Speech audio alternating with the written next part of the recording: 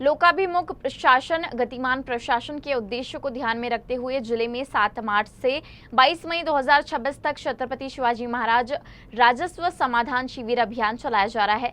इस अभियान के माध्यम से शासन और प्रशासन सीधे नागरिकों के द्वार पहुंचकर उनकी समस्याओं का समाधान करने का प्रयास करेंगे। इस अभियान के तहत जिले के विभिन्न स्थानों पर विशेष शिविर आयोजित किए जाएंगे, जिसमें नागरिकों से संबंधित राजस्व विभाग के विभिन्न मामलों का त्वरित निपटारा किया जाएगा। भूमि अभिलेख, नामांतरण, सीमांकन प्रमाण पत्र तथा अन्य राजस्व संबंधित सेवाओं के लिए नागरिकों को इन शिविरों में सुविधा उपलब्ध कराई जाएगी।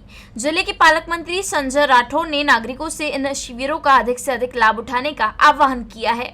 महाराष्ट्र शासनाने राज्यात छत्रपती शिवाजी महाराज राजस्व समाधान शिबिर अभियान सुरू केले आहे। या अभियानाचा उद्देश म्हणजे महसूल व इतर विभागाशी संबंधित प्रलंबित प्रकरणे एक खिडकी योजनेद्वारे एकाच छताखाली आणि शक्यतो एकाच दिवशी मार्गी लावणे हा आहे।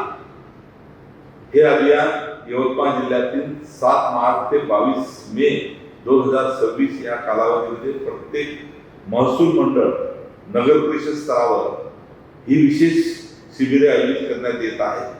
या शिबिरामध्ये नागरिकांना फेरफार प्रकरणे निकाली काढणे, 7/12 मधून चुकाची दुरुस्ती करणे, डिजिटल साक्षरतेचे 7/12 उतारे मिळवणे, तसेच विद्यार्थ्यांसाठी जातीचे उत्पन्न व रहिवासी दाखले तात्काळ देण्याची सुविधा उपलब्ध करून देण्यात येणार आहे।